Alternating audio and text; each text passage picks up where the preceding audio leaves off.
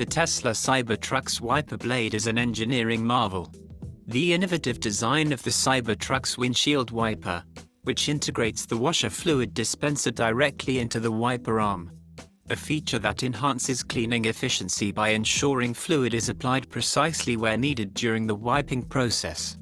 Unlike traditional systems where fluid is sprayed from nozzles at the base of the windshield, the Cybertruck's wiper has a built-in dispenser.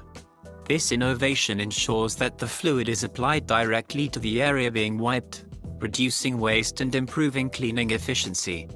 As the wiper continues to move, the integrated washer fluid dispenser activates. The fluid is sprayed directly onto the windshield along the path of the wiper blade.